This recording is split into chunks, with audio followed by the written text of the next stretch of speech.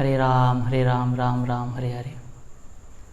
जय राधा माधव कुंज बिहारी, जय राधा माधव कुंज बिहारी।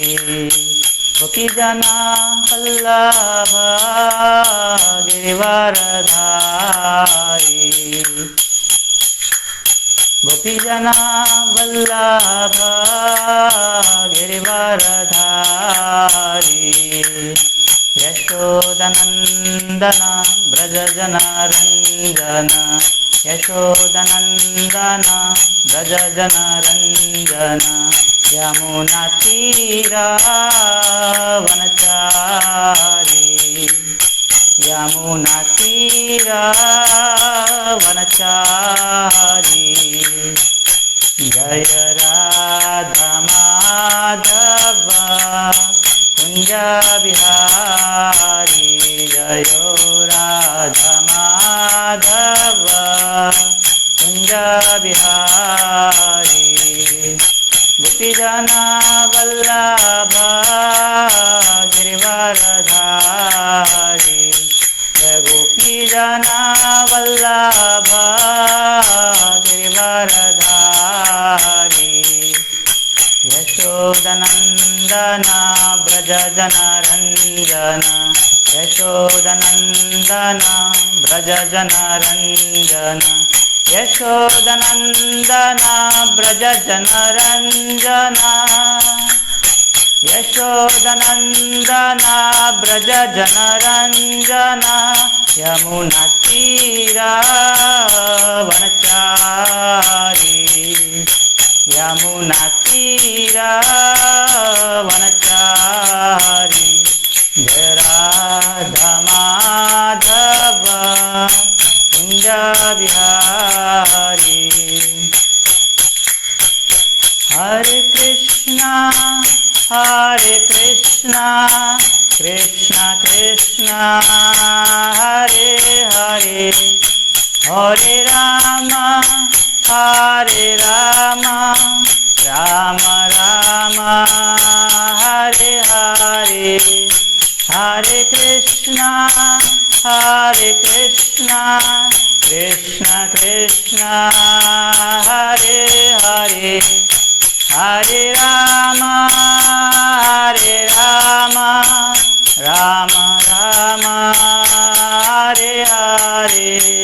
हरे कृष्णा कृष्णा कृष्णा हरे हरे, हरे राम राम राम हरे हरे। हरे कृष्णा कृष्णा कृष्णा हरे हरे, हरे राम राम राम हरे हरे। हरे कृष्णा कृष्णा कृष्णा हरे हरे, हरे राम राम राम हरे हरे। हरे कृष्णा कृष्णा कृष्णा हरे हरे, हरे राम राम राम हरे हरे। हरे कृष्णा कृष्णा कृष्णा हरे हरे, हरे राम राम राम हरे हरे। हरे कृष्णा कृष्णा हरे हरे, हरे राम राम राम हरे हरे। जय जय प्रभुपाद प्रभुपाद जय जय प्रभुपाद। जय श्री राम संकीर्तन की जय हो। अनंत कोटि वैष्णव वृंद की जय। श्री प्रभुपाद की जय हो।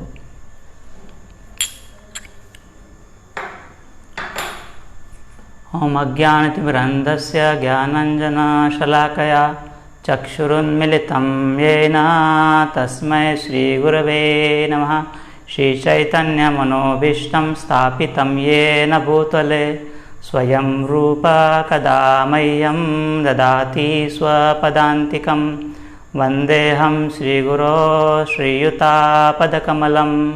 श्रीगुरून् वैष्णवां च श्रीरूपं साग्रजातं सहगणा रघुनाथान्वितं तं सजीवं साद्वैतं सावधूतं परिजनासहितं कृष्णचैतन्यदेवं श्रीराधाकृष्णपादान् सहगणललिता श्रीविशाखान्वितांश। नमः ॐ विष्णुपादाय कृष्णप्रेष्ठाय भूतले श्रीमते भक्तिवेदांत स्वामीनिति नामिने। नमस्ते सारस्वते देवे गौरवाणी प्रचारिणे। निर्विशेषा शून्यवादी पाश्चात्यदेशतारिणे। वाञ्छाकल्पतरुभ्यश्च कृपासिन्धुभ्यैव च पतितानां पावनेभ्यो वैष्णवेभ्यो नमो नमः। जय श्री कृष्ण चैतन्य प्रभु नित्यानंद श्री अद्वैत गदाधर श्रीवासादि गौरभक्तवृंद।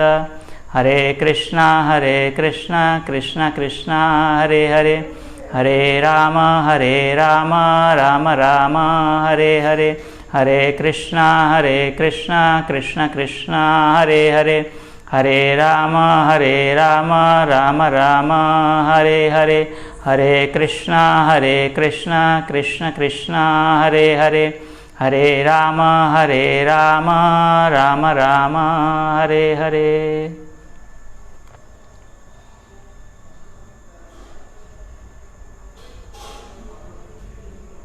हरे कृष्णा। सभी भक्तों का हार्दिक स्वागत है आज के इस रविवारी सत्संग कार्यक्रम में।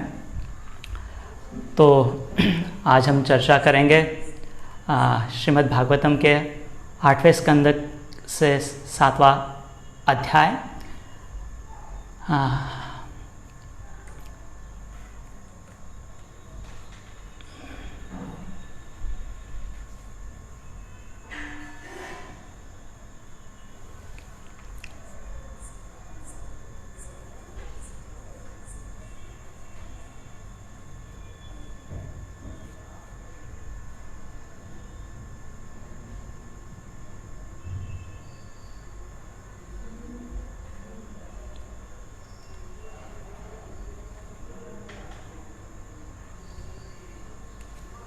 हरे कृष्ण। तो 8वां स्कंद 7वां अध्याय, इसका शीर्षक है भगवान शिव जी द्वारा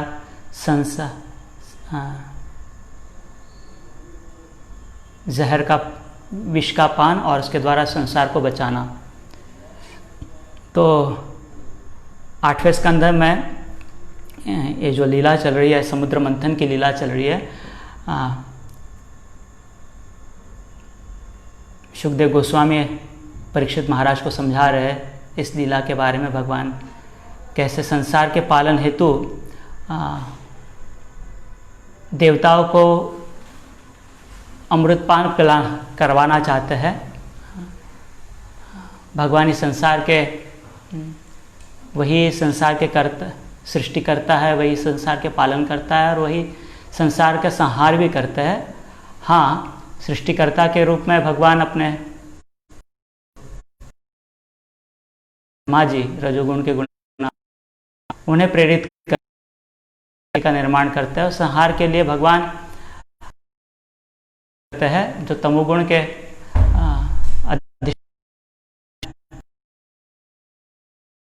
तो उनके द्वारा सृष्टि का संहार करते हैं। लेकिन जब पालन का विषय आता है, संसार को पालन करने का, किसी चीज मुश्किल होता है तो भगवान के पास ही रखते हैं। मेंटेनेंस डिपार्टमेंट जो सत्वगुण के द्वारा ही हो सकता है। तो जब सृष्टि को पालन करना है, मेंटेन करना है, तो भगवान ने उसके लिए भी देवताओं को नियोजित किया है। हाँ, लेकिन देवताओं को यह कार्य करने के लिए उन्हें भी शक्ति की ज़रूरत होती है। बिना शक्ति के, बिना तो उन्हें वो कौन प्रदान करता है शक्ति? कोई भी व्यक्ति जो कुछ मेंटेनेंस कर पा रहा है, कोई व्यक्ति किसी चीज़ को संभाल पा रहा है, तो बिना शक्ति के संभव नहीं होता है। लेकिन हमने ये सोचना चाहिए, समझना चाहिए कि यह शक्ति कहाँ से प्राप्त हो रही है किसी व्यक्ति को किसी चीज़ को संभाल के रखने में, मेंटेन करने में। क्योंकि बड़ा संयम लगता है, बड़ा पेशेंस भी लगता है और काफ़ी सारी शक्तियाँ भी लगती है, मानसिक और शारीरिक। तो जबकि छोटा सा कोई हमारा सृष्टि है, हमने यहाँ तक कि छोटा सा मोबाइल फ़ोन भी संभाल के रखना है सालों सालों तक, तो बहुत संयम के साथ, बहुत देखभाल के साथ उसे संभालना पड़ता है। तो इतना बड़ा सृष्टि है, उसका यदि उसे संभालना है तो बहुत विशेष कार्य है। इसके लिए बहुत सारी क्षमताएं लगेगी और इसमें बहुत सारे व्यत्यय भी आएंगे। तो ऐसे एक सृष्टि के पालन में एक व्यत्यय आता है। असुरों के द्वारा हमेशा देवताओं पर आक्रमण होता है और बहुत सारे व्यत्यय का अनुभव करना पड़ता है। तो भगवान चाहते इस लीला में भगवान चाहते हैं कि देवताओं को शक्ति प्राप्त हो, किसके माध्यम से? उन्हें अमृत प्राप्त हो जाए। तो अमृत प्राप्त हो जाए तो उनके जीवन से समस्याएं चली जाएगी। उनका डर, उनकी जो हमेशा वो डर लगा रहता है कि हाँ, असुरों से परास्त हो जाएंगे, मृत्यु हो जाएगी, तो वह डर निकल जाएगा, उन्हें वो क्षमता प्राप्त हो जाएगी। तो इसीलिए भगवान सृष्टि के पालनकर्ता के रूप में देवताओं के उन्हें शक्ति प्रदान कर अमृत के द्वारा, तो भगवान अपना तो समुद्र मंथन करेंगे, क्षीर सागर का मंथन करेंगे। लेकिन बड़ा विशेष कार्य, बड़ा मुश्किल कार्य है। कैसे संभव होगा? योजना बताते हैं देवताओं को कि आप जाइए, निवेदन कीजिए और दोनों मिलकर कीजिए और इसके लिए इस्तेमाल कीजिए मथनी के रूप में। तो बहुत विशेष लीला है। इस लीला को आगे चलता है कि देवताओं को तो योजना भगवान ने ही दी, साथ ही साथ उस योजना को पूर्ण कैसे करना है उसका मार्गदर्शन भी भगवान ने ही दिया। बहुत सारी इस योजना को पूर्ण उसे कार्यान्वित करने में पर हर क्षण पर जहाँ पर भी कोई समस्या आती है तो भगवान उस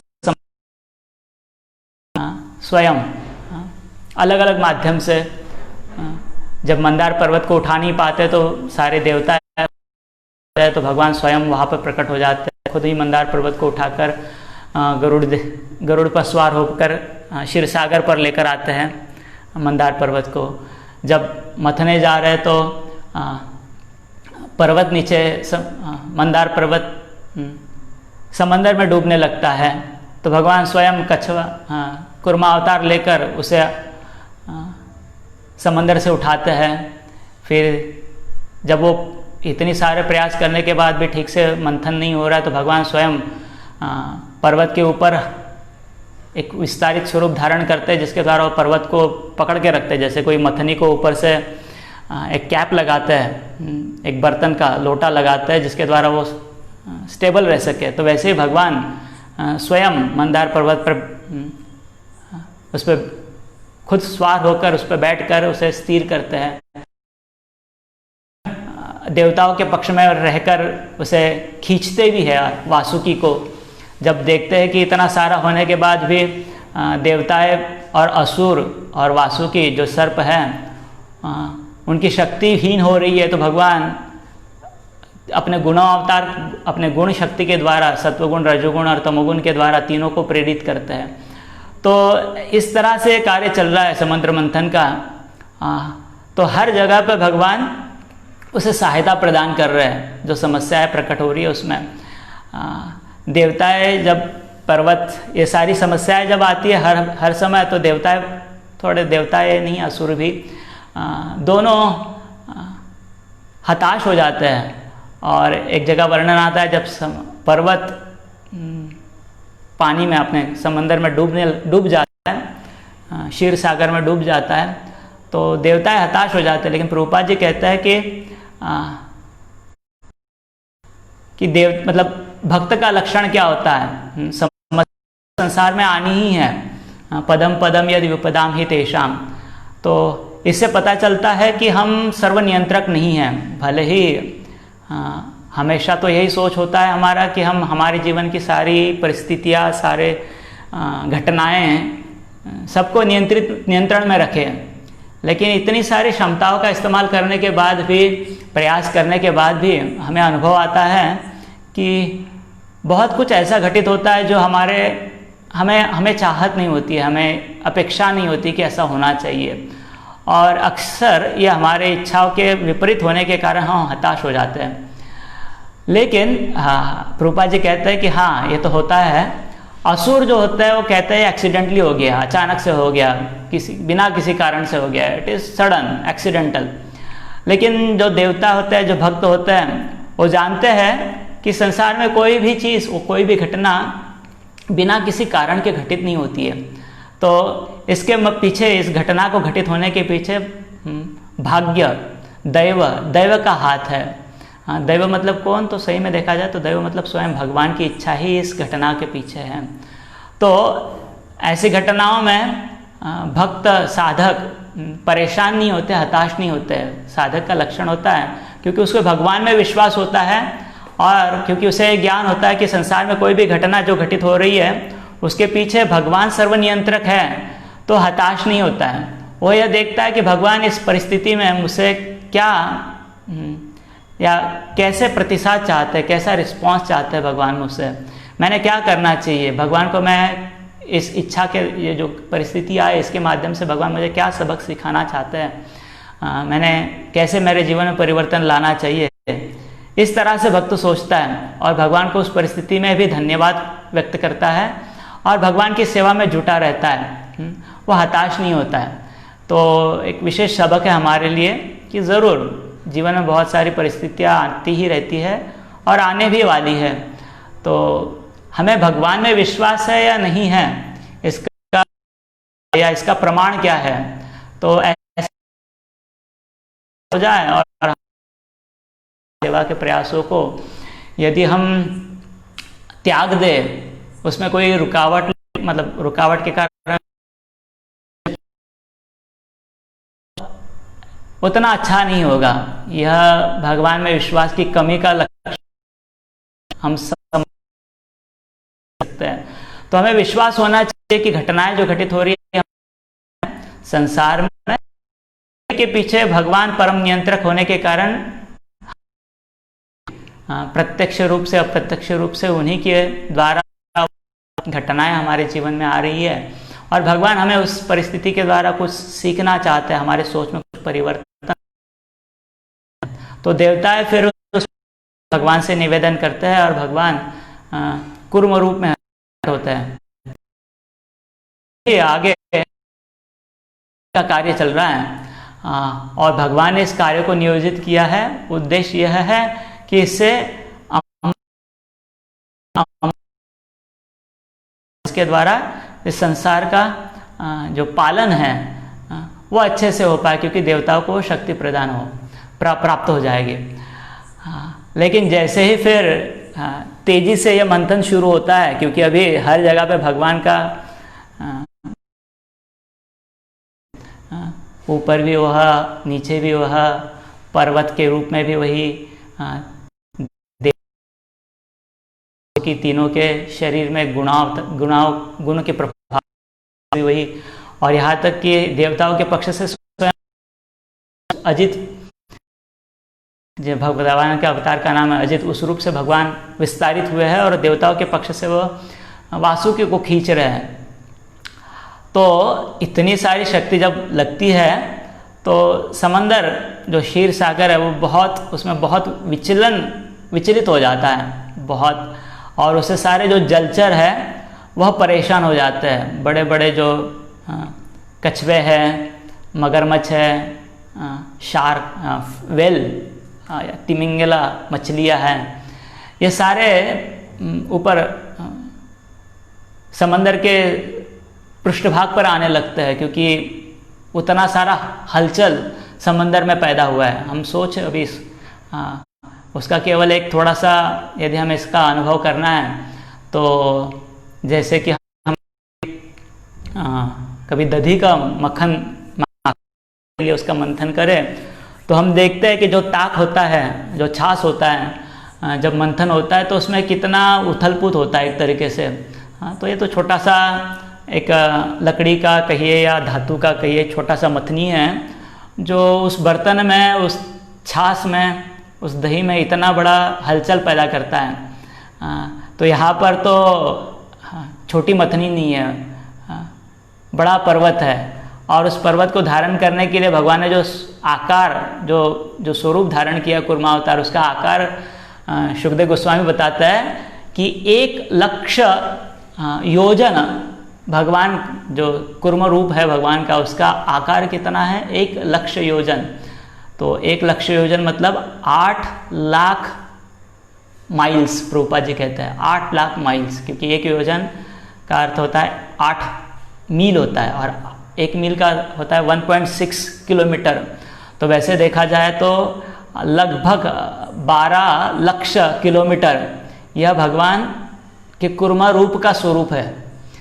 तो मंदार पर्वत को धारण करने के लिए भगवान ने इतना बड़ा स्वरूप यदि धारण किया है या प्रकट किए है, तो आप सोच सकते हैं वो मथनी कैसी रहेगी। और ये सोच सकते हैं हम कि जब वो मंथन चल रहा है, स्वयं देवताएं, असुर वो तो कर ही रहे, लेकिन स्वयं भगवान भी अपनी शक्ति लगा रहे, तो समंदर में कितनी उथल-पुथ मची होगी।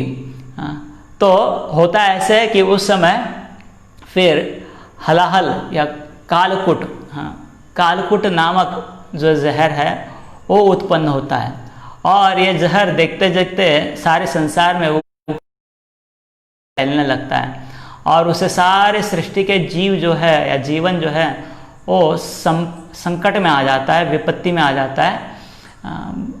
मतलब सारे जीवों को धोखा है। तो ये परिस्थिति को देखकर सारे देवता या असुर परेशान हो जाते हैं कि अब ये कहाँ से, हम तो चाह रहे थे कि कुछ अच्छा प्राप्त हो जाए और उसी के लिए कार्य कर रहे थे, लेकिन अचानक से ये और एक अनएक्सपेक्टेड, अनचाहा हुआ समस्या सामने प्रकट हुआ। तो देखते हैं भी इसे कैसे देवताएं कैसे उसे तो जैसे वह समस्या सामने आ, तो सारे देखते हैं क्या करना चाहिए। तो भगवान स्वयं सजेस्ट करते हैं कि आप शंकर जी के पास चलिए। तो सारे देवताएं, असुर और स्वयं भगवान भी शंकर जी कैलाश पर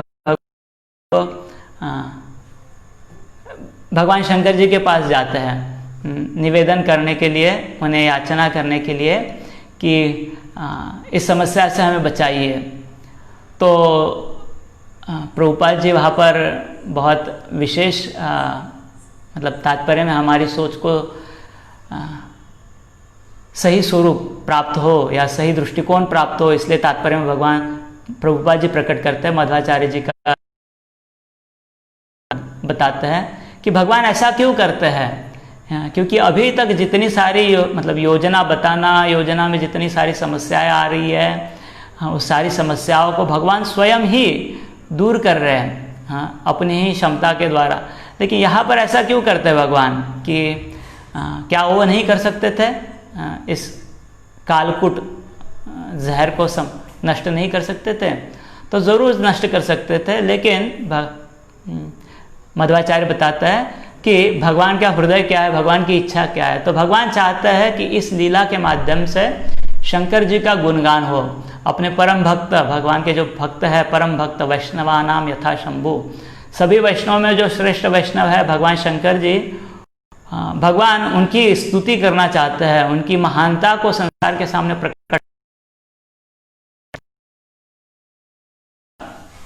संबंध है, प्रेम का संबंध है, जहाँ पर भक्त हमेशा भगवान की स्तुति करना चाहता है। मच्चित्ता मदगत प्राण बोधय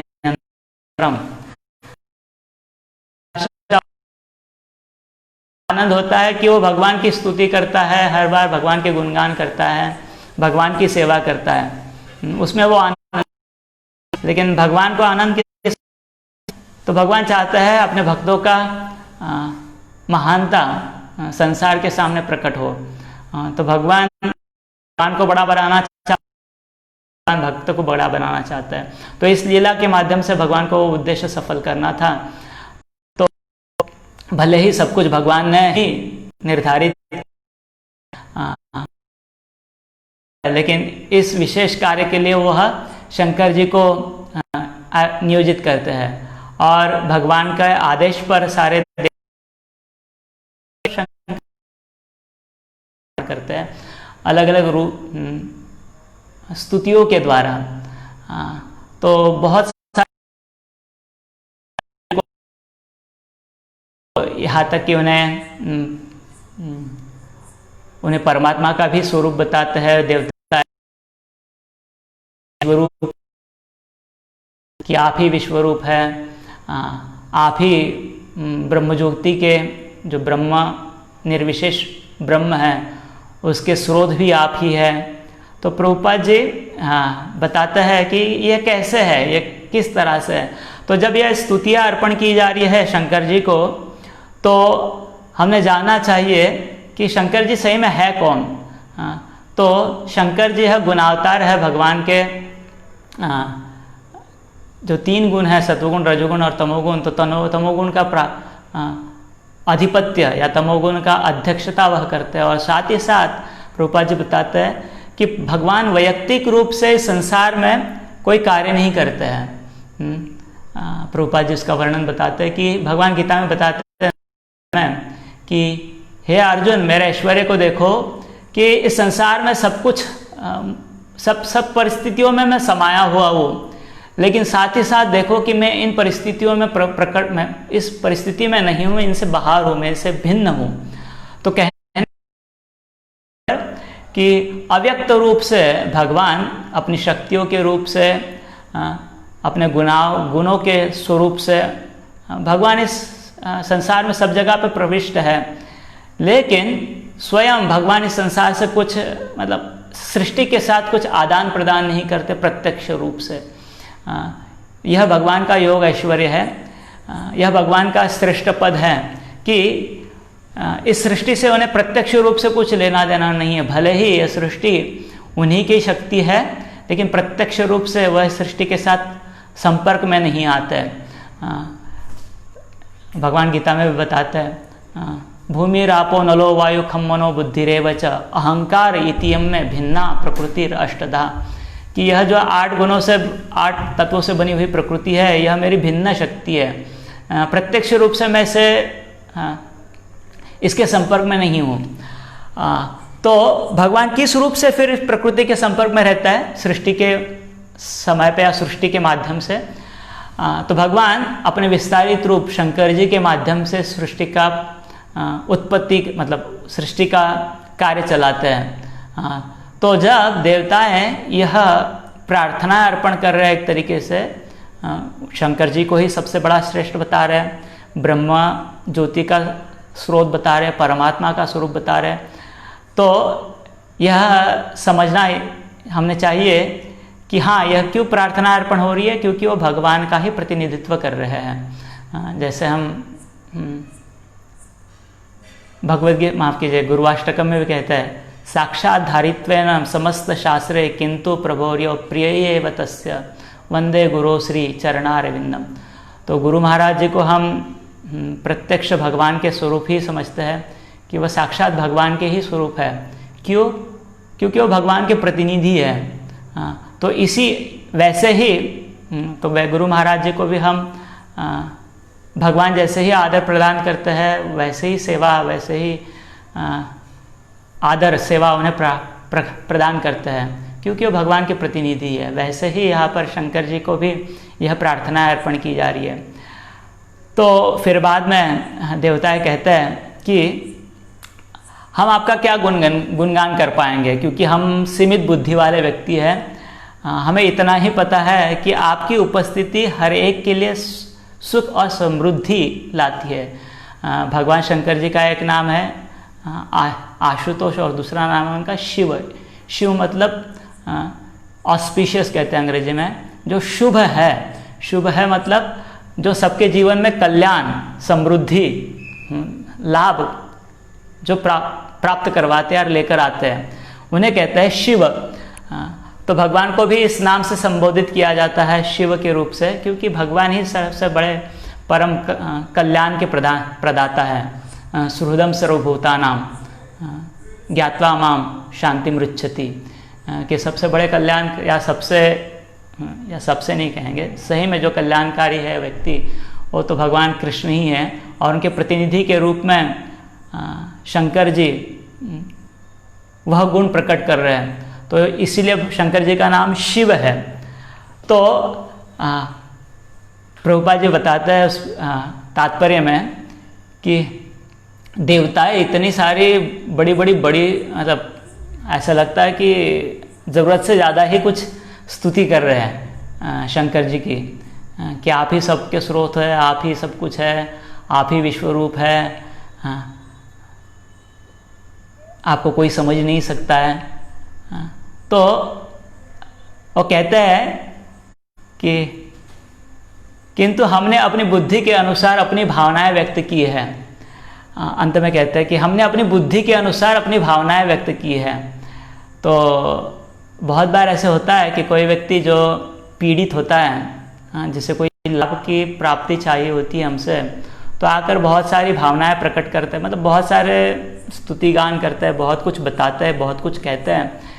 लेकिन एक व्यक्ति को, एक समझदार व्यक्ति को देखना चाहिए कि इनके शब्दों को हम कितना महत्वपूर्ण समझें। जब कोई व्यक्ति किसी अभिलाषा से हमारे पास आता है, या कोई व्यक्ति पीड़ित है, तो कोई व्यक्ति ऐसे यदि कोई शब्द कह रहा है तो उनके शब्दों को हम कितना गंभीर रूप से लें। तो उससे अच्छा है कि जब भी कोई पीड़ित व्यक्ति, जब भी कोई इच्छाओं से प्रेरित व्यक्ति आए और हमें ऐसे कोई कहे, स्तुति गान करे, कुछ कहे या कुछ दुख व्यक्त करे, तो उनके शब्दों को उतना महत्व नहीं देना चाहिए जितना कि उन शब्दों के माध्यम से हमने उनकी भावनाओं को समझने का प्रयास करना चाहिए। तो शंकर जी को, फिर शिव जी को, भगवान शिव जी को देवता साफ साफ कहते हैं कि हमने अपनी बुद्धि के अनुसार अपनी भावनाएं व्यक्त की है। मतलब हमने तो बहुत सारे शब्दों का प्रयोग किया है, लेकिन आप समझ लीजिए कि हमारा उद्देश्य क्या है, हमारी भावना क्या है। हम तो चाहते हैं कि इस हलाहल से, इस कालकूट जहर से हमें आप संरक्षण प्रदान कीजिए, बचाइए। तो हाँ, फिर सुखदेव गोस्वामी कहते हैं, तद्वीक्ष्य व्यसनम तासाम कृपया भृक्ष पीड़ितः सर्वभूता सुहृदेव इदम आह सतीम प्रियाम। तो उस समय भगवान शंकर जी सती मतलब पार्वती जी के साथ बैठे थे। तो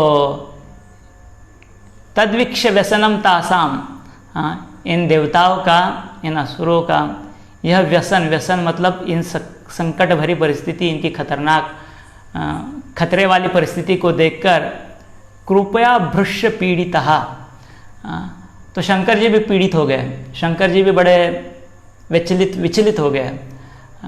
ऐसे व्यक्ति जो धीर पुरुष है वो भी विचलित हो गए। तो कैसे कोई धीर पुरुष विचलित हो सकता है? एक है देवताएं और असुर जो विचलित हुए, बहुत दुखी हुए, क्योंकि यहाँ तक कि देवता असुर भी नहीं, सारे संसार के जीव विचलित हुए, दुख खतरे में है उनकी जान जहर के कारण। एक है वो जो पीड़ित है, जीवन के अनुभवों से, दुख भरे अनुभवों से पीड़ित है। और यहाँ पर शंकर जी है जो वो भी बहुत पीड़ित है। तो भृश्य पीड़िता कहा है। भृश्य पीड़िता का अर्थ है कि अत्यधिक दुखी, भृश्य पीड़िता। तो शंकर जी भी बहुत दुखी हो गए, बहुत विचलित हो गए, धीर पुरुष भी बहुत विचलित हो गए। लेकिन मज़ेदार बात यह है कि उनकी पीड़ा क्या है, उनका विचलित करने का हाँ, भावना क्या है, विचलित होने की भावना क्या है, किस कारण वो विचलित हुए। कृपया, कृपया मतलब दया की भावना से, करुणा की भावना से शंकर जी बहुत विचलित हो गए। उनकी यह दुख भरी खतरनाक परिस्थिति को देख के देवता और सारे जीवों की तद्वीक्ष व्यसनम, बड़ा विशेष है यह शब्द व्यसनम। तो हम ऐसे सोच रहे थे व्यसन तो जनरली मराठी में व्यसन का अर्थ होता है कोई एडिक्शन, कोई लत लग जाए किसी व्यक्ति को तो व्यसन कहते हैं। तो हाँ, ज़रूर इससे आसान हो जाता है, मतलब ये शब्द का, हाँ कैसे सारे शब्द संस्कृत से ही आते हैं। तो ऐसा कोई कार्य जो हमारे जीवन में खतरा उत्पन्न करे तो उसे कहना चाहिए, क्योंकि हाँ यह व्यसन ही है।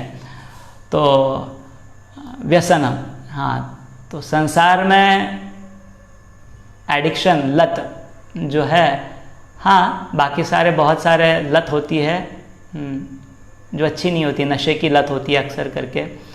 लेकिन संसार में जो भोग करने की या कुछ अभिलाषाएं पूर्ण करने की, स्वार्थ की इच्छाएं पूर्ण करने की जो इच्छा है जीव की, वो भी एक लत ही है। क्योंकि लत का अर्थ होता है कि ऐसा कोई कार्य जो हम करना ही चाहते हैं, उसे छोड़ना नहीं चाहते हैं, बार बार उसके परिणामों को भुगतने बाद भी हम उसे वापस करना चाहते हैं। तो वैसे ही ये संसार में वही है कि अभिलाषाएं पूर्ण तो कभी नहीं होती है, बहुत कम सुख देती है, बहुत बार समस्याएं उत्पन्न करती, बहुत बार नहीं, हमेशा ही समस्या उत्पन्न करती है। लेकिन जीव व्यसन, एक तरीके से उसे लत लगी हुई है, और उस लत से क्या पैदा करता है जीवन में, व्यसन। व्यसन मतलब खतरनाक परिस्थिति को निर्माण करता है। इसका और विस्तारित रूप से आगे वर्णन आएगा, तब हम चर्चा करेंगे। तो तद्वीक्ष व्यसनम तासाम कृपया भृश्य पीड़ितः सर्वभूत सुहृद देव इदम आह सतिम प्रियाम। सर्वभूत सुहृद, तो इन दोनों भावनाओं में एक है खतरे से, भयानक परिस्थिति से पीड़ित होना, और दूसरा है दया से पीड़ित होना। तो ये दोनों भावनाएं प्रकट जो हो रही है दो अलग अलग व्यक्तियों में या दो श्रेणियों के व्यक्तियों में, इसका मतलब ऐसा भेद क्यों है। एक है जो खतरे से पीड़ित हो रहा है और दूसरा है जो दया से पीड़ित हो रहा है, क्योंकि दोनों के वृत्ति में भेद है। तो शंकर जी क्या है, सर्वभूत सुहृद देव, सर्वभूत सुहृद देव। तो ये देव है, देवों के देव महादेव है। ये क्यों पीड़ित हो रहा है, क्योंकि सर्वभूत सुहृद है वो, सारे भूतों के सुहृद, क्योंकि भगवान सुहृद है, इसीलिए जो भक्त सर्वभूत हिते रतः, भगवान गीता में बताते हैं कि जो व्यक्ति ब्रह्मभूत हो जाता है, जो व्यक्ति भगवान की सेवा में पूर्णतः से संलग्न हो जाता है, क्योंकि भगवान सभी जीवों के सुहृद है, परम मित्र है, तो इसीलिए ऐसा जीव भी सारे जीवों के लिए वह सुहृद बन जाता है, क्योंकि उसमें भोग की अभिलाषा नहीं है, उसमें सेवा की अभिलाषा है।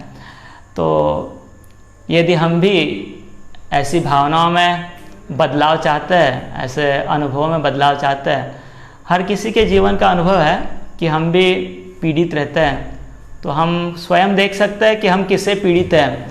आने वाले जीवन के दुख भरे परिस्थितियों से पीड़ित है हम, हमारी इच्छाएं अपूर्ण होने के कारण हम पीड़ित हैं, समस्याओं के कारण पीड़ित है, या किसी के दुख भरे परिस्थितियों को देखकर, किसी के जीवन की समस्याओं को देखकर, संकटों को देखकर उससे हम पीड़ित हैं। तो अक्सर हम तो हमारे बारे में कह सकते हैं कि परिस्थिति दूसरी नहीं है, परिस्थिति पहली जो परिस्थिति वो है। तो उसका मूलभूत कारण यह है कि अभी तक वो वृत्ति का बदलाव नहीं आया है। सर्वभूत सुहृद, सर्वभूत सुहृद, इदम आह सतिम प्रियाम। तो क्या कह रहे हैं, देखते हैं। होबत भवाने तत् प्रजानां पश्य वैशसम शिरोदम मथनोद्भवात् कालकूटादुपस्थितम्। अहोबत, कितनी दयनीय परिस्थिति है। देखिए सती, भवानी कह रहे भवानी, हे भवानी। भवानी कौन है? भव की पत्नी। भव कौन है? स्वयं शंकर जी है। तो कह रहे हे भवानी, हे देवी, देखो क्या, देखो कि कितनी भयावह परिस्थिति उत्पन्न हुई है। अहोबत भवानी एतत् प्रजानाम पश्य वैश्यसम। प्रजानाम, सारे जीव जो इन्होंने शरीर धारण किया है, उनके लिए कैसे विषम, अत्यंत भयावह परिस्थिति उत्पन्न हुई है। और किस कारण से उत्पन्न हुई है? यह एक कालकूट विष के कारण उत्पन्न हुई है। लेकिन कालकूट कहाँ से उत्पन्न हुआ? शिरोद मथनात्, जो दूध का सागर है उसके मंथन से यह उत्पन्न हुआ है। तो बड़ा विशेष है ना। भगवान क्या चाहते थे इससे, इस कार्य से? भगवान चाहते थे इस कार्य से कि सृष्टि का मेंटेनेंस, पालन हो। लेकिन पालन के कार्य में क्या उत्पन्न हो रहा है? विष उत्पन्न हो रहा है। तो पालन के कार्य में यदि विष उत्पन्न होने लगे तो उसे पालन कैसे कहे? तो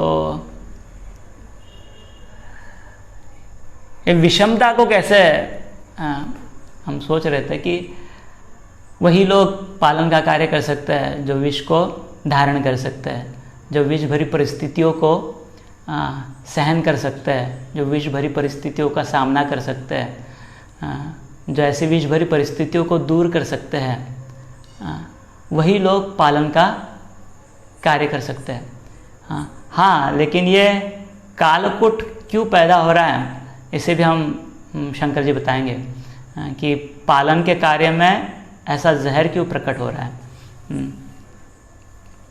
देखते आगे। आसाम प्राण परिप्सुनाम विधेयम अभयम हि मे एतावान हि प्रभोरर्थो यद्दीन परिपालनम। कह रहे आसाम प्राण परिप्सुनाम, प्राण परिप्सुनाम, कि जो जीव अपने प्राणों को बचाने में बहुत उत्सुक है।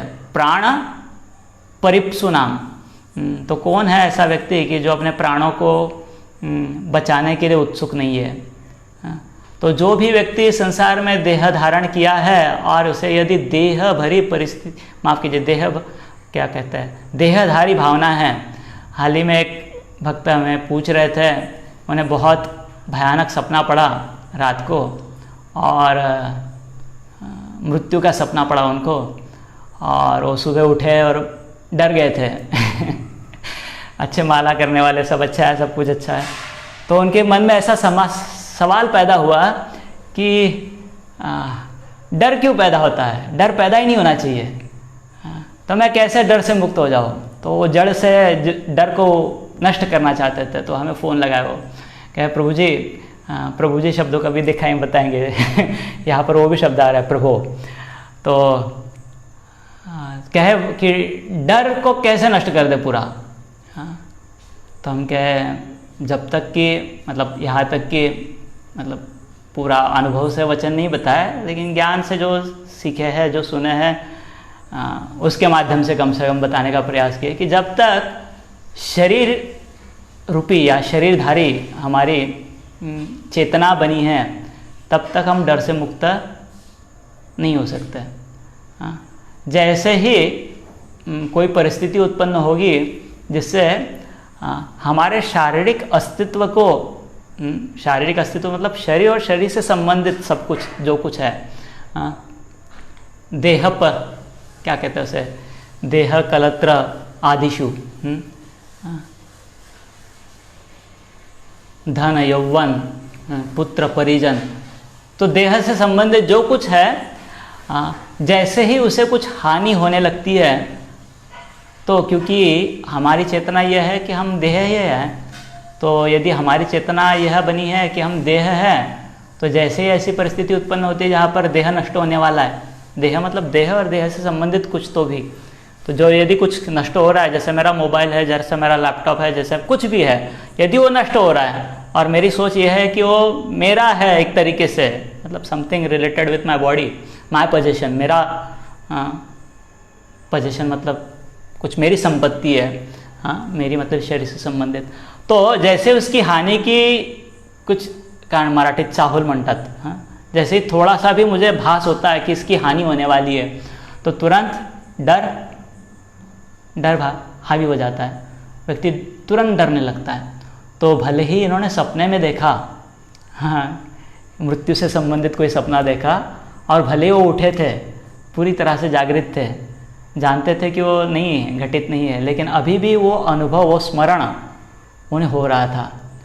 तो जो भी जीव इस संसार में शरीर रूपी चेतना को धारण किया है, शारीरिक चेतना को धारण किया है, वो हमेशा उत्सुक रहता है। किस लिए? हाँ, प्राण परिप्सुनाम, अपने जीव को किसी न किसी रूप से बचाने के लिए। और जब तक वह उत्सुक है, किस लिए? हाँ, शरीर को मतलब जीवन को बचाने के लिए, तब तक वो क्या रहेगा? डरा रहेगा, भयभीत रहेगा। तो बात वही है यहाँ पर। हाँ, तो सारे जीव, सारे देवता हैं क्योंकि वो चाहते क्यों थे? वो इसलिए नहीं चाहते थे अमृत की वो पालन का, सृष्टि के पालन का कार्य करना चाहता है। वो तो इसलिए चाहते थे कि यदि हम अमृत प्राशन कर ले तो मरने का डर चला जाएगा। वो तो भगवान की योजना है कि जिसके द्वारा अमृत को देवताओं को पिलाएंगे और उन्हें शक्तिशाली बना देंगे, जिसके द्वारा पालन का कार्य अच्छे से हो, हाँ, सेवा अच्छे से हो। तो भगवान की सोच है या भगवान की दृष्टिकोण है, देवताओं को थोड़ी पता है उसका। हाँ, तो देवता है तो शारीरिक रूप से, शारीरिक सोच से ही सोच रहे हैं, तो इसलिए डर गए। लेकिन हाँ, शंकर जी कह रहे हैं आसाम प्राण परिप्सुनाम विधेयम अभयम ही मैंने करना चाहिए, निस्संदेह करना चाहिए। क्या करना चाहिए? मैंने अभयम, मैंने उन्हें अभय प्रदान करना चाहिए। तो कैसे संभव है? एक व्यक्ति है जो प्राण परिप्सुनाम है, जो डरा हुआ है, जो खुद के जीवन को बचाना चाहता है, और दूसरा व्यक्ति है जो व्यक्ति क्या सोच रहा है कि ऐसे दुख भरे, ऐसे संकट में, ऐसे डरावनी परिस्थिति में मैंने उनको क्या देना चाहिए? अभय प्रदान करना चाहिए। कैसे संभव हो सकता है? ज़रूरी इस व्यक्ति को यह डर नहीं होना है, हाँ, नहीं रहेगा। हाँ, तो हाँ, क्या हमें डर है? हमें तो डर है, ज़रूर है, लेकिन उसका एक दूसरा, शंकर जी वो ब्रह्मभूत, हाँ, क्या ब्रह्मभूत कहे उन्हें, वो तो केवल क्या कह सकता है, सबसे परम वैष्णव ही नहीं है, भगवान के शक्तावेश अवतार भी है। हाँ, तो ज़रूरी है ऐसे गुणों को उन्हें प्रकट करना, कोई बड़ी बात नहीं है। हाँ, लेकिन वह देखिए क्या सोच रहे हैं, कह रहे एतावान ही प्रभोरर्थो यद दीन परिपालनम। शंकर जी कह रहे हैं कि एतावान ही प्रभोरर्थ, प्रभु का अर्थ यही होता है। प्रभु मतलब जो हम एक दूसरे को कहते हैं, हाँ, प्रभु प्रभु प्रभु। हाँ, तो एतावान ही प्रभोरर्थ, यह प्रभु का अर्थ है। प्रभु मतलब स्वामी, प्रभु अर्थक मालिक। हाँ, प्रभु हम भी कहते हैं master, I am your servant, you are my master. तो माफ़ कीजिए, लेकिन ये स्वयं के लिए है, मैं मेरे लिए कह सकता हूँ कि चाहत तो यही होती है कि हर कोई व्यक्ति हमें प्रभु प्रभु प्रभु कह के पुकारे, और यहाँ तक कि प्रभु नहीं, प्रभु जी कहे। वो जी भी बहुत महत्वपूर्ण हो जाता है कभी कभी। यदि कोई जी ना लगाए तो परेशानी, जीवन में परेशानी उत्पन्न हो जाती है कि जी नहीं लगाया, सिर्फ प्रभु कहा। लेकिन ये प्रभु या प्रभु जी का अर्थ क्या है? तो कोई व्यक्ति हमें स्वामी के रूप में संबोधन कर रहा है।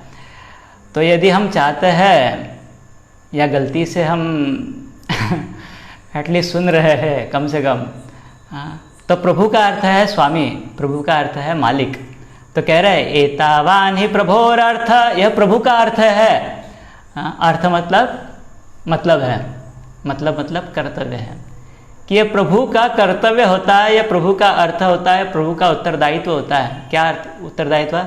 यद दीन परिपालनम, यद दीन परिपालनम। दीन मतलब जो हताश है, जो असहाय है। तो कैसे होता है, मतलब कौन होता है? जो दीन व्यक्ति है वो किसी व्यक्ति का शरण ग्रहण करता है।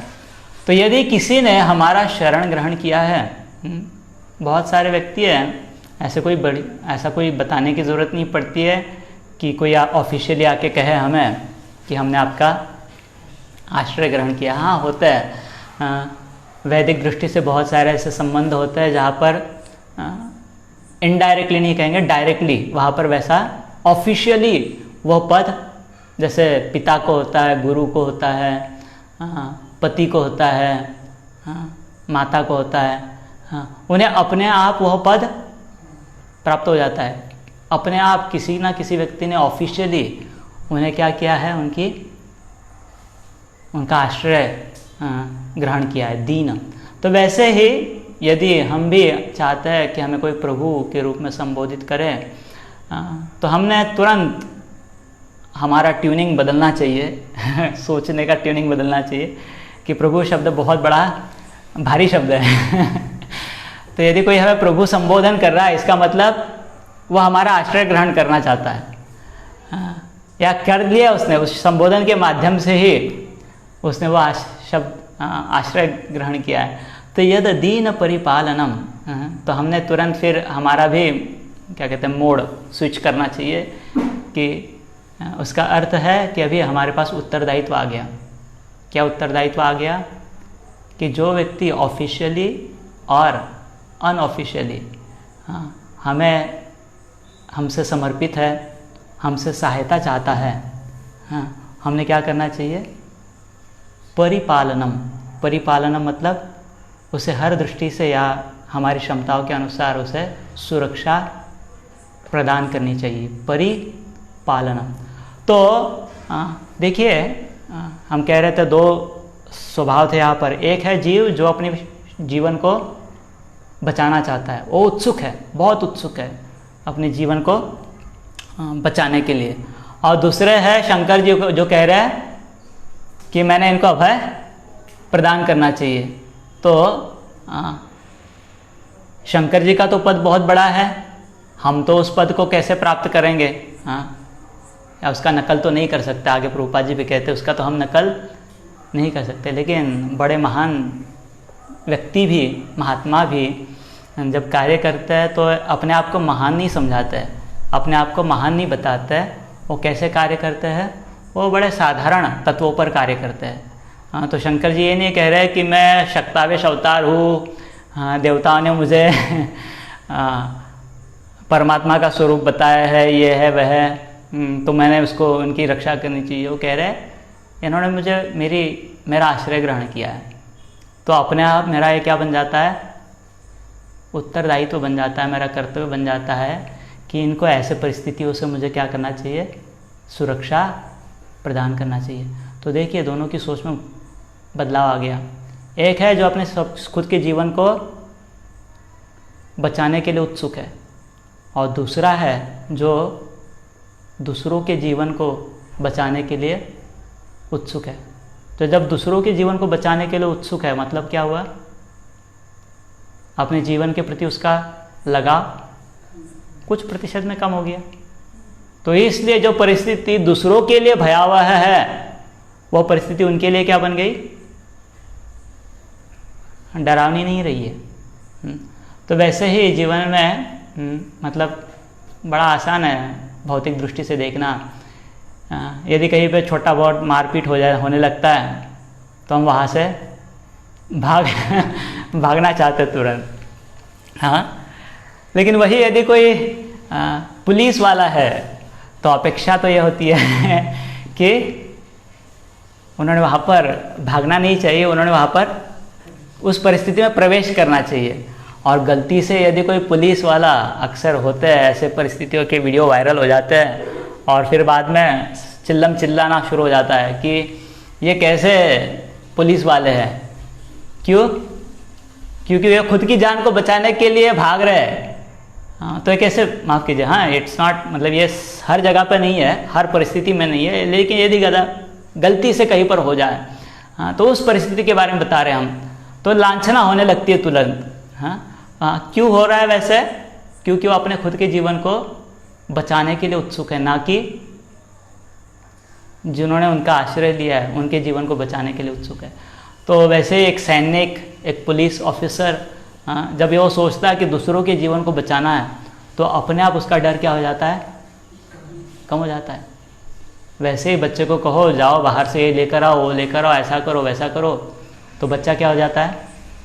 डर जाता है, बोले ये करूँगा वो करूँगा, ऐसा होगा वैसा होगा। लेकिन वही माता पिता क्या करते हैं? वही कार्य करते हैं, उसे बहुत अधिक समस्याओं को सामना करते हैं। क्यों? दोनों की सोच में फ़र्क है। एक है प्राण परिप्सुनाम, एक है जो अपने ही खुद के जीवन को बचाना चाहता है, और दूसरा है जो अपने कर्तव्य दक्षता को, अपने क्या कहते हैं, रिस्पॉन्सिबल सिचुएशन को समझता है, अपनी रिस्पॉन्सिबिलिटी को, अपने उत्तरदायित्व को उठाता है। और जैसे ही उसने अपने उत्तरदायित्व को उठाया, तुरंत उसके जीवन का डर उस भयावह परिस्थिति में क्या हो जाता है? कम हो जाता है। और वैसे ही है भक्त, भगवान के सेवक, जो सारे संसार में, आगे वर्णन आएगा उसका, कि वैष्णव कैसे सारे संसार में प्रचार कार्य करने के लिए। चलिए इसको देखते हैं। कह रहे हैं प्राणै स्वै प्राणिना पान्ति, प्राण ही स्वै प्राणिनः पान्ति साधवाशन भंगुरहि बद्ध वैरेषु भूतेषु मोहितेषु आत्ममायया। तो दो चीज़ें बता रहे हैं शंकर जी यहाँ पर। कह रहे हैं प्राण ही स्व ही प्राणिनः पान्ति, प्राणिनः पान्ति मतलब जीवों को बचाते हैं वो।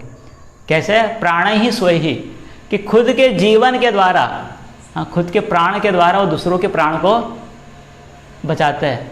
हाँ, लेकिन सोच क्या है देखो, साधवः क्षणभंगुरहि, साधु जो सदाचारी है, मतलब भगवान के वचनों को जीवन में, उसका जीवन सत्य को समर्पित है, ऐसा साधु, जिसका जीवन भगवान के वचनों को समर्पित है, ऐसा साधु, उसकी दृष्टि क्षणभंगुर से क्या हो चुकी है? हट चुकी है। क्षणभंगुर मतलब जो इस क्षण में है और अगले क्षण में नहीं है। भगवान कहते हैं गीता में,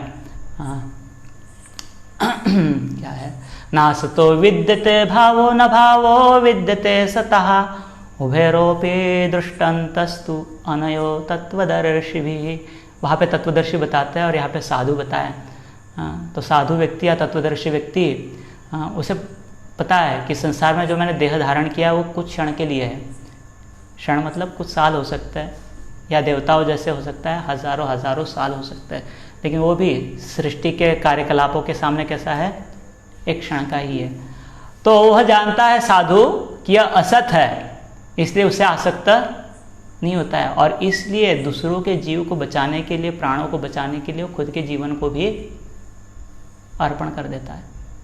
तो बाकी सारे जो पद है, कर्तव्य दक्षता के पद बताए थे, अलग अलग ऑफिशियल अनऑफिशियल, लेकिन इससे सबसे बड़ा पद एक है कर्तव्य दक्षता का, वह है भक्त। वो जानता है कि सारे सृष्टि के जीवों के प्रति मेरा ऋण, मेरा कर्तव्य है। क्या कर्तव्य है मेरा? इनके सभी का, इनको भगवान का सानिध्य, इनको भगवान की सेवा प्राप्त हो, इनके जीवन का यह कष्ट दूर हो।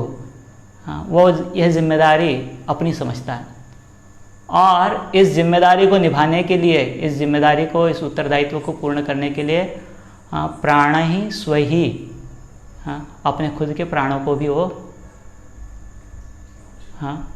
समर्पित कर देता है, क्योंकि जानता है, क्योंकि ये क्या है? क्षणभंगुर है। लेकिन ऐसी परिस्थितियाँ उत्पन्न क्यों होती है? एक है साधु, एक है भक्त, जो दूसरे के जीव को बचाने के लिए अपने जीवन को भी कठिनाई में या संकट में, धोखे में डाल रहा है। और दूसरे है बद्ध जीव, कि जो खुद के जीवन में भी ऐसी समस्याएं पैदा कर रहे हैं और दूसरों के जीवन में भी ऐसी समस्याएं प्रदान कर रहे हैं। तो यह कालकूट क्यों पैदा हुआ? क्यों पैदा हुआ? भगवान सृष्टि के कार्यों के द्वारा बताना चाहता है कि संसार में यहाँ पे वर्णन आ रहा है कि बद्ध वैरेषु भूतेषु, एक बद्ध जीव का लक्षण क्या है कि वो हमेशा झगड़े में लगा रहता है, झगड़ालू रहता है, झगड़ा करते रहता है। एनिमोसिटी कहा है यहाँ पर, शत्रुता। और इसलिए युधिष्ठिर महाराज का एक उनका नाम भी है, क्या कहते हैं उन्हें, अजात शत्रुवः, या भक्तों को भी कहते हैं अजात शत्रुवः। अजात शत्रु मतलब इसका मतलब है अजात, जिसका जन्म ही नहीं हुआ है। कौन? शत्रु, जिसका शत्रु ही पैदा नहीं हुआ है, ऐसे भक्त है। और वैसे युधिष्ठिर महाराज है। तो भक्त का कोई शत्रु नहीं है। भक्त का कोई शत्रु नहीं है। ऐसे कैसे हो सकता है भक्त का कोई शत्रु नहीं है? क्योंकि वो किसी को अपना शत्रु मानता ही नहीं है। क्यों वो शत्रु नहीं मानता है? तो जिसे स्वार्थ की बुद्धि होती है, जिसे अपना पराया, जिसे जो अपनी ही इच्छाओं को पूर्ण करने में लगा रहता है, उस व्यक्ति के मन में ही ये शत्रुता की भावना उत्पन्न होती है। क्योंकि वो हमेशा डरा हुआ रहता है कि कोई व्यक्ति उसकी इच्छा में क्या कर देगा, टांग अड़ाएगा। कहीं ना कहीं कुछ विघ्न उत्पन्न कर देगा। तो हमेशा बद्ध जीव, क्योंकि वो शारीरिक बुद्धि में रहता है, अपनी अभिलाषा को पूर्ण करना चाहता है। हम अपने ही जीवन में देख सकते हैं। तो ऐसी यदि हमारी सोच है तो ज़रूर हम भी क्या करेंगे, कहीं ना कहीं हम भी किसी ना किसी को अपना शत्रु मानेंगे ही। ये मेरा शत्रु है, वो मेरा शत्रु है। तो देखना चाहिए कि हम ऐसा किसी को शत्रु क्यों मानते हैं। कारण यह है कि हम कहीं ना कहीं ये सोच रहे हैं कि इसके द्वारा मेरी अभिलाषाओं में विघ्न उत्पन्न हो रहा है। तो जैसे ही स्वार्थ की अभिलाषा सेवा की अभिलाषा में परिवर्तित हो जाएगी, तो कोई विघ्न का सवाल आएगा ही नहीं। और जब विघ्न का सवाल नहीं आता है, खतरे का सवाल नहीं आता है, तो शत्रु भी नहीं। हिरण्यकशिपु इतना कुछ करना चाहते थे, कर भी रहे थे प्रहलाद महाराज के प्रति। हिरण्यकशिपु हमेशा प्रहलाद को शत्रु समझ रहा था, लेकिन प्रहलाद महाराज ने कभी भी हिरण्यकशिपु को शत्रु बिल्कुल नहीं समझा। क्यों नहीं समझे शत्रु? क्योंकि उनके मन में कोई अभिलाषा, स्वार्थ की अभिलाषा नहीं थी। तो बद्ध वैरेषु भूतेषु, ये बद्ध जीव का लक्षण है, या शारीरिक दृष्टिकोण वाले व्यक्ति का लक्षण है कि हमेशा किसी ना किसी को अपना शत्रु समझते ही रहता है। और उस सोच के कारण वो ऐसे कार्य करता है, कर्म ऐसे करता है कि वो कर्म दूसरों के जीवन में भी संकट उत्पन्न करते हैं, और वही कर्म उसके जीवन में भी संकट उत्पन्न करते हैं, जिसे हम कर्म का नियम कहते हैं, लॉज ऑफ नेचर कहते हैं। तो आने वाले हमारे जीवन की विपदाएं क्या है? कहीं ना कहीं हमने अभिलाषा की, तो सृष्टि ने हमें उसका क्या दिया, एक रिस्पॉन्स दिया, हाय हेलो। तो सृष्टि ने क्या किया है? केवल रिस्पॉन्स दिया है, और उसको हम क्या समझते हैं? विपदा, खतरा। तो प्रभुपाद जी भी कह रहे हैं, तात्पर्य में कह रहे हैं, संसार दावा नल लीढ़ लोक। ये संसार क्या है? दावानल है। तो संसार को दावानल बनाया किसने? तो ऐसे जीवों ने ही बनाया है। मतलब ऐसे जीव, मतलब मैं तो कह सकता हूँ कि मैं भी इसमें शामिल हूँ, कि जहाँ तक कि ऐसी अभिलाषाएं होती है, तो हम हमारे जीवन में भी खतरा पैदा करते हैं, संकट भरी परिस्थिति उत्पन्न करते हैं, और दूसरों के जीवन में भी ऐसे दुख भरी परिस्थितियाँ उत्पन्न करते हैं। संसार दावानल। लेकिन शंकर जी जो भगवान के प्रतिनिधि है, वैसे गुरु महाराज जी, श्री प्रभुपाद जी, ये भगवान के प्रतिनिधि है। वो क्या है? त्राणाय कारुण्य घना घनत्वम। हम दावानल पैदा करते हैं, और भगवान के प्रतिनिधि उस दावानल को क्या करते हैं? शांत करते हैं। क्यों? क्योंकि उनमें कोई शत्रुता की भावना नहीं है। तो कह रहे हैं, शंकर जी कह रहे हैं कि ऐसा क्यों करते हैं ये लोग? मोहित आत्ममाया, मोहित, क्योंकि वो माया से, बहिरंगा शक्ति, भगवान की जो आत्ममाया है, बहिरंगा शक्ति, उससे क्या है? वो भ्रमित है।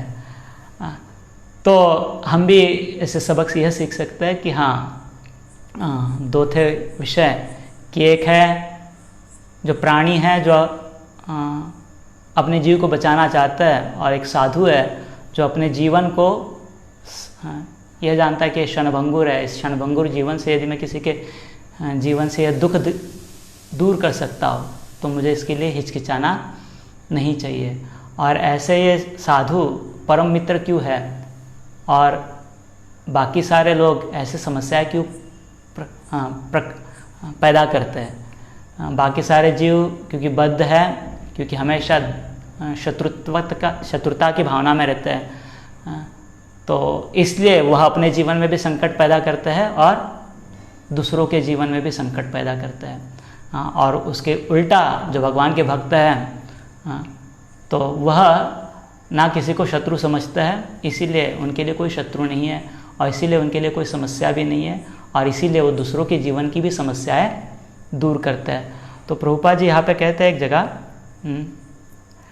मज़ेदार शब्द सुनिए।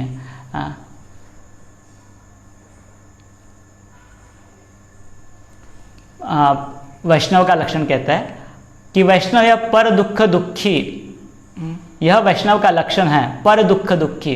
बद्धात्माओं को दुखी देखकर वैष्णव सदा दुखी रहता है, अन्यथा उन्हें सुखी बनने की शिक्षा देते रहने का उसका कोई अर्थ नहीं होता। यदि भक्त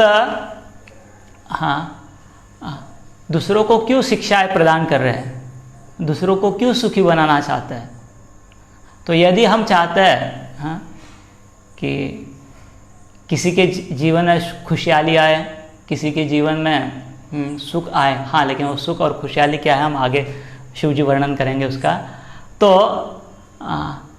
मतलब लेट अस, क्या कहते हैं उसे, I become happy when I see smile at your face कि हम खुश होते हैं जब हम देखते हैं कि आपके चेहरे पर खुशी है। बहुत विशेष है। काश यदि हमारे जीवन का यह स्लोगन रहे। हम कहते हैं आपकी खुशी में ही हमारी खुशी है, कहने के लिए तो हम कहते हैं, but does it really happen कि कोई कह दे कि बहुत बहुत धन्यवाद, तो कहते हैं हम आपकी खुशी में ही हमें हमारी खुशी है। लेकिन सही में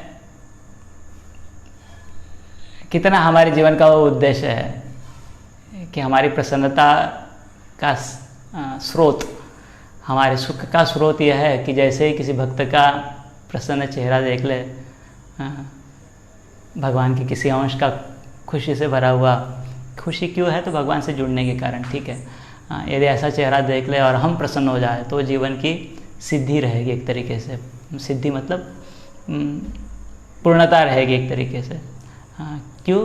क्योंकि यह पर दुख दुखी या पर सुख सुखी का लक्षण है। तो प्रभुपाद जी कहते हैं यदि भक्त दूसरों को सुखी बनाने के लिए प्रयास कर रहे हैं, इसका मतलब ही क्या है? वो क्यों जाए किसी को बताए कि भैया आप सुखी बनने के लिए करो?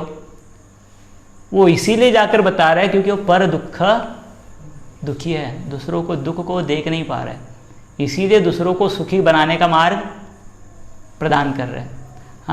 और वहीं पर प्रभुपाद जी बताता है अतएव ऐसे जीवन की तुलना संसार, माफ कीजिए,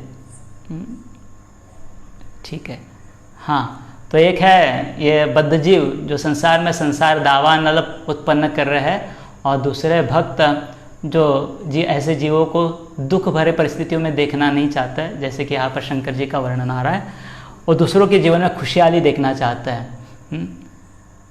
तो शंकर जी आगे बताता है लेकिन खुशहाली ठीक है, कोई भूखा है, भूख के कारण दुखी है, बेचारा रो रहा है, तो अक्सर भक्तों को तो ज़रूर दया तो आती है और उसे कुछ प्रसाद देते हैं।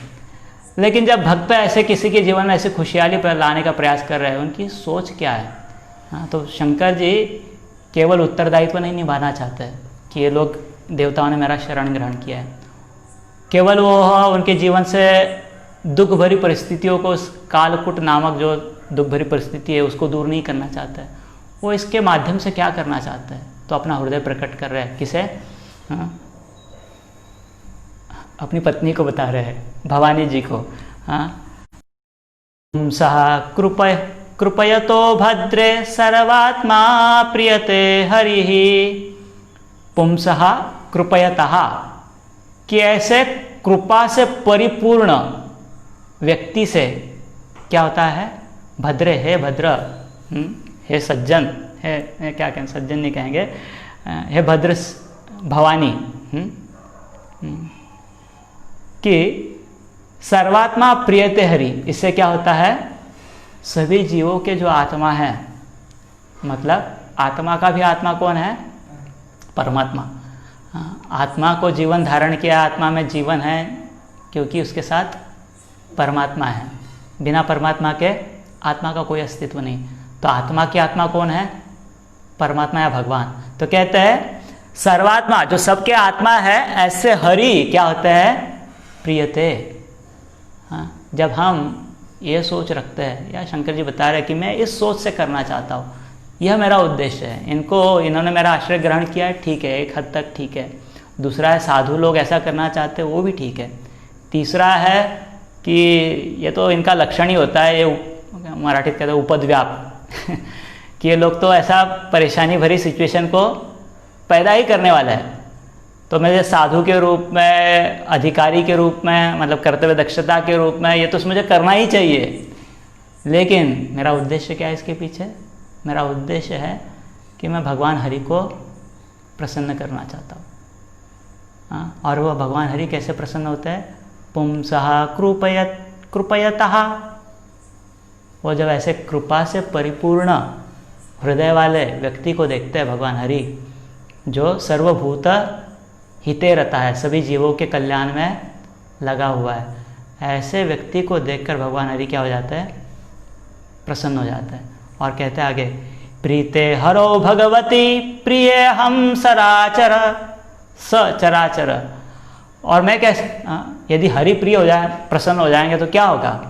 कहते हैं प्रीते हरो भगवती, हे भगवती, यदि हरि प्रसन्न हो जाएंगे तो क्या होगा?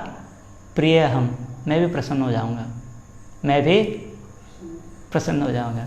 हम कैसे प्रसन्न होते हैं? हम प्रसन्न होते हैं, आज एकादशी है, हाँ, तो प्रसाद में कुछ विशेष आ जाए, एकादशी आइटम, तो हम प्रसन्न हो जाते हैं। हाँ, नींद अच्छी हो जाए तो हम प्रसन्न हो जाते हैं, सेहत अच्छी रहे तो हम प्रसन्न हो जाते हैं, हमारा मन चाह कुछ हो जाए तो हम प्रसन्न हो जाते हैं। लेकिन सही में हम प्रसन्न होते हैं क्या? हाँ, हम प्रसन्न होते हैं क्या? तो साधक को देखना चाहिए कि सही में हम प्रसन्न हो रहे हैं क्या। यदि हम प्रसन्न हो रहे हैं तो प्रसन्नता क्या हो जाएगी? नष्ट हो जाएगी। हाँ, लेकिन हम देखते हैं कि एक बार प्रसाद ग्रहण करने के बाद जो विशेष कुछ आइटम खाया, और दूसरी बार, तीसरी बार, चौथी बार खाने की इच्छा है तो कुछ कम होती ही नहीं है। हाँ, मतलब जितनी सारी अभिलाषाएं पूर्ण होने के होती है, उसके बाद अभिलाषाएं पूर्ण होती ही नहीं है, और कुछ अभिलाषाएं रखते हैं हम। तो इसका कारण क्या है? तो शंकर जी बड़ा सिंपल सूत्र बता रहे हैं कि मैं क्यों हरि को प्रसन्न करना चाहता हूँ इस कार्य से, मेरे उत्तरदायित्व से, मेरे इससे, मेरे उससे, सबसे क्यों प्रसन्न करना चाहता हूँ? क्या मतलब बलिदान वाले व्यक्ति नहीं है केवल। हाँ, साधु बलिदान करना चाहता है, लेकिन बलिदान का उद्देश्य क्या है उसका? आई एम द फर्स्ट, मतलब ऐसा पहला बलिदान वाला व्यक्ति क्या कह सकते हैं, बड़ा सीना वाला क्या कह सकते हैं, निडर व्यक्ति, ऐसा अपने आप को बताना नहीं चाहता है वो। उसके माध्यम से क्या करना चाहता है? वह भगवान हरि को प्रसन्न करना चाहता है, क्योंकि उसके बिना हम प्रसन्न नहीं होंगे। और ना केवल हम, सचराचर, बाकी जितने भी चर और अचर है, कि चराचर तभी प्रसन्न होंगे जब भगवान हरि प्रसन्न होंगे। तस्मादिदं गरम भुंजे प्रजानां स्वस्त्यस्तु में। कह रहे हैं इसीलिए ये गर, ये जो विष है, ये जो जहर है, हाँ, मैं क्या करूँगा? इसे भक्षण करूँगा, इसे खाऊंगा मैं। क्यों खाऊंगा इसे? क्योंकि मैं भगवान हरि को प्रसन्न करना चाहता हूँ। ये सारे देवता आए, मुझे ये किए, प्रार्थना की, इसलिए नहीं। ये किसका माध्यम है? ये किसके कारण आए हैं? भगवान हरि ने इन्हें बताया है। भगवान हरि की इच्छा को जानते हैं और कहते हैं कि इस कार्य के द्वारा मैं भगवान हरि को प्रसन्न करूंगा, इसीलिए मैं यह विष भक्षण करूँगा और उसके द्वारा क्या करूँगा, प्रजानाम स्वस्ति अस्तु में, और मेरे द्वारा सभी जीवों का क्या हो रहा, क्या हो, कल्याण, स्वस्ति। आगे कहते हैं श्री शुक उवाच एवं आमंत्र भगवान भवानीं विश्वभावनः तद्विषं जगधुमारेभे प्रभावज्ञान मोदत।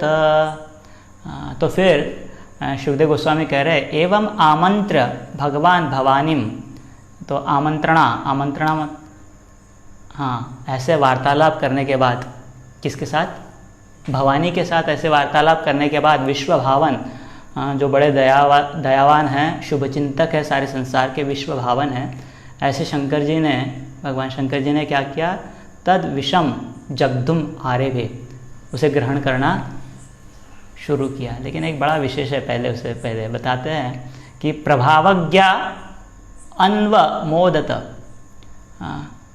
उन्हें अनुमोदन मिला, मतलब उन्हें परमिशन मिला सैंक्शन मिला उन्हें। किनसे सैंक्शन मिला उन्हें, अनुमति किनसे मिली उन्हें, प्रभावज्ञा, ज्ञा मतलब होता है स्त्रीलिंगी शब्द है, प्रभावज्ञा। तो उनकी जो अर्धांगिनी है भवानी माता पार्वती जी के द्वारा उन्हें अनुमति मिली कि आप ऐसा कीजिए। मतलब बड़ा एटलीस्ट वेरी बेसिक, मतलब बहुत सिंपल बेसिक प्रिंसिपल समझ में आ रहा है यहाँ पर कि शंकर जी अपने आप को इंडिपेंडेंट नहीं समझते यहाँ पर वो कह रहे हैं कि मैं I am a part of a system, that is a marriage system, कि विवाह का बंधन है, सिस्टम है। तो यहाँ पर हम इंडिपेंडेंट नहीं है, यहाँ पर भव है, भवानी है, शंकर जी और उनकी पत्नी है। तो शंकर जी को अपने हृदय को प्रकट किए कि मैं करना चाहता हूँ, और ये क्यों करना चाहता हूँ वो भी बताया, तो कारण के साथ बताया, हाँ, और परमोच्च कारण के साथ बताया। हाँ, लेकिन हाँ, साथ ही साथ यह भी जानता है, मतलब बताए इसलिए क्योंकि उस डिसीजन का पार्वती जी भी क्या बनने वाली है, हिस्सा बनने वाली है। हाँ, क्योंकि शंकर जी का जीवन मतलब हाँ हमारे लिए हाँ, एक सबक के लिए, सबक के लिए हम समझ सकते हैं कि शंकर जी अपने आप को उसमें पूर्णतः से इंडिपेंडेंट नहीं समझ रहे हैं। वह सैंक्शन ले रहे, परमिशन ले रहे, अपनी पत्नी से परमिशन ले रहे एक तरीके से। और ऐसा भी नहीं कि भवानी पार्वती जी उनके ऊपर कुछ डोमिनेंस पैदा करने का प्रयास करेगी, नहीं मेरी इच्छा नहीं है कि आप मत करो वो भी क्या कह रही है, अनुमोदत, उन्हें परमिशन दे दिया। क्यों, प्रभावज्ञ, उन्हें शंकर जी के गुणों का क्या है, ज्ञान है। ज्ञ मतलब ज्ञान, तो कौन से गुण, हाँ, उनकी भौतिक क्षमताओं के बारे में कि ये विष कौन सी बड़ी बात है मेरे पति के लिए, तो ऐसे डाइजेस्ट कर लेंगे उसे। हाँ, केवल वो नहीं, उनका दया, उनकी करुणा, उनकी भगवत भक्ति, इस गुण का भी उन्हें, भगवान के ऊपर उनका आश्रय, इस गुण का भी उन्हें पूरी तरह से ज्ञान है। और इसीलिए पार्वती जी ने क्या किया, उन्हें हाँ अनुमति दिया, अनुमोदता।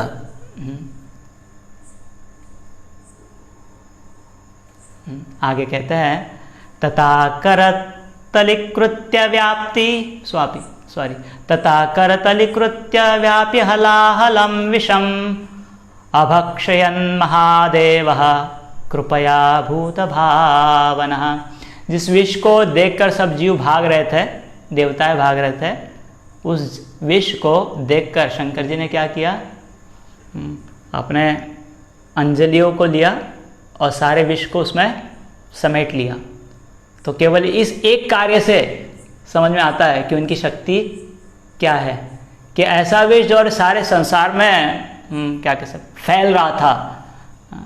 क्षीर सागर कोई छोटी बात नहीं है, और जैसे कि हमने पहले वर्णन किया था कि समुद्र मंथन का वो क्या कह सकता है बिगरनेस, इट्स वॉल्यूम, उसे देखा जाए तो विष भी कितना रहेगा उसका हम कल्पना भी नहीं कर सकते। लेकिन इतने सारे विष को शंकर जी ने अपने क्या कहते हैं ओंदड़ी, हाँ कर कम, हाँ, अंजलि में, अपने अंजलि में उसे समेट लिया। और क्या किए, अभक्षयन महादेव कृपया भूत भावना, जीवों के प्रति अपनी दया के कारण भूत भावन, सारे संसार का कल्याण चाहने वाले शंकर जी ने उसे ग्रहण कर लिया। तो प्रभुपाद जी सतर्क करते हैं कि हमने बहुत सतर्क रहना चाहिए। शंकर जी का ऐसे क्या कह सकते हैं, इमिटेशन नहीं करना चाहिए, उनका नकल नहीं करना चाहिए। बहुत सारे लोग गांजा पीते हैं, बहुत सारे अलग अलग तरीके के नशा करते हैं, ये कहकर कि शंकर जी भी ऐसा करते हैं। तो शंकर जी उस सारे जहर को अपने अंजलि में समेट सकते हैं, इसीलिए वो ये भी कर सकते हैं, हाँ, डाइजेस्ट भी कर सकते हैं, लेकिन हमें वो क्षमताएँ नहीं है। तो किसी ने शंकर जी का वैसे अनुकरण नहीं करना चाहिए, हाँ, उनकी नकल नहीं करनी चाहिए। आगे कहता है, तस्यापि दर्शयामास स्ववीर्यं जलकल्मषः यच्चकार गले नीलम तच्च साधो विभूषणम। मज़ेदार बात है कि जहर तो उत्पत्ति कार्य में ऐसा कुछ समस्याएं आनी ही वाली है, भगवान उसे सिखाना चाहता है। ग्रेटनेस क्या है, कौन व्यक्ति है जो मेंटेनेंस कर सकता है, कौन व्यक्ति है जो पालन कर सकता है, कौन व्यक्ति है जो प्रचार कर सकता है, कौन व्यक्ति जो दूसरे जीवों को भगवान से जोड़ा सकता है, जो ऐसे जहर को पचाने की क्षमता रखता है। और ये जहर क्या है, द्वेष भरे, ईर्ष्या भरे बद्ध जीवों की वृत्ति से प्रकट हुई अलग अलग भावनाएं हैं और अलग अलग कार्य है, वही वह जहर का स्वरूप है, या उसी के जहर के रूप में है। तो उसका हमें सामना करने की क्षमता होनी चाहिए, लेकिन क्या यह असर नहीं करेगा कालकूट? तो भगवान दिखा रहे हैं कि इसका मतलब ये नहीं कि आप जब इस प्रकृति के साथ आप ये कुछ पालन कार्य में सहयोग कर रहे हैं भगवान को, तो प्रकृति आपको किकबैक नहीं करेगी, ऐसा नहीं है। प्रकृति ज़रूर करेगी, ऐसे लोग आपको किकबैक ज़रूर करेंगे, ऐसी वृत्ति आपको किकबैक ज़रूर करेगी। क्या होगा उसका परिणाम? ये सारी विपदाएं हैं, या ऐसे यहाँ पर ये जल कल्मश, जल से जो पैदा हुआ गंदगी है, कल्मश है, जहर है, उसने क्या किया, उसे लगा कि अरे ये तो मेरी बड़ी लांछना होगी, अभी मुझे क्या करना पड़ेगा, स्ववीर्यम, मुझे भी अपनी ताकत दिखानी है। तो अपनी ताकत को दिखाना चाहता था वह कालकूट जहर। तो उसने क्या किया, अपने भगवान ने भी चाहा कि दिखाने दो उसे, और शंकर जी ने भी अनुमति दी उसे कि दिखा भैया, तुम अपनी शक्ति को भी दिखा। तो क्या हुआ, शंकर जी का गला नीला हो गया, कालकंठ हो गए शंकर जी। हाँ, नीलकंठ हो गए, कालकंठ भी कहते हैं, नीलकंठ भी कहते हैं। तो नीलकंठ हो गए शंकर जी। लेकिन ये क्या है, तो शुकदेव गोस्वामी कह रहे हैं, यच्चकार गले नीलम तच्च साधो विभूषणम। ये साधु का विभूषण हो गया, शंकर जी का ये क्या बन गया, आभूषण बन गया। मतलब हम अलग अलग तरीके के आभूषण पहनते हैं। एक साधु का क्या आभूषण होता है, एक तरीका बता रहे हैं, मतलब एक दृष्टिकोण नहीं कहेंगे, सबसे बड़ा आभूषण बता रहे हैं कि साधु के तो आभूषण, बहुत सारे आभूषण हैं साधु के, उनके सच्चरित्र के लक्षण। साधु हो, जो साधु के बहुत सारे गुण होते हैं, वो तो उनके आभूषण है ही, लेकिन इस संसार में एक बड़ा उनका एक विशेष आभूषण है। क्या आभूषण है? उनके सेवा कार्य में आई हुई उनकी परेशानियाँ, उनको आने वाली परेशानियाँ, और उन परेशानियों को उन्होंने कैसे सामना किया मतलब सारे जीवों के कल्याण के लिए उन परिस्थितियों को कैसे उन्होंने स्वीकार कर लिया। एक तरीके से उनको भी उसमें हानि हुई, एक तरीके से उन्हें भी उनको परेशानी हुई उसमें, लेकिन बड़े क्या कह सकते, गंभीरता से, बड़े कहते हैं, एक वाक्य आता है कि ग्रेटनेस ऑफ अ पर्सन, एक व्यक्ति की महानता है कि वो प्रोवोकिंग सिचुएशन, उत्तेजित करने वाली, क्या कह सकते हैं, प्रोवोकिंग मतलब हमें परेशान करने वाली जब परिस्थितियाँ आती है, प्रोवोकिंग सिचुएशंस, तो उसे कैसे वो सहन करता है, वो उसकी क्या है, महानता है, उसमें महानता है। यदि कोई प्रोवोकिंग सिचुएशन को टॉलरेट कर पा रहा है तो उसमें उसकी महानता है। तो वही महानता है यहाँ पर कि इतना कालकूट जहर ने क्या किया, प्रभाव किया, लेकिन शंकर जी उससे प्रभावित नहीं हुए। वैसे ही भगवान के भक्त होता है जो संसार में सेवा का कार्य करता है, जीवों के कल्याण के लिए, उन्हें भगवान की भक्ति का प्रदान करने के लिए प्रचार कार्य में जुटे रहते हैं, लेकिन परिणाम क्या होता है, उन्हें दो शब्द सुनने ही पड़ेंगे अच्छी सेवा के बाद भी। उन्हें बहुत सारे से द्वेष भरी वृत्तियों का सामना और द्वेष भरी वृत्तियों से पैदा हुई सब परिस्थितियों का भी सामना करना ही पड़ेगा। यहाँ तक कि उन्हें प्रकृति के द्वारा भी चैलेंज आएगा और उसको भी उन्हें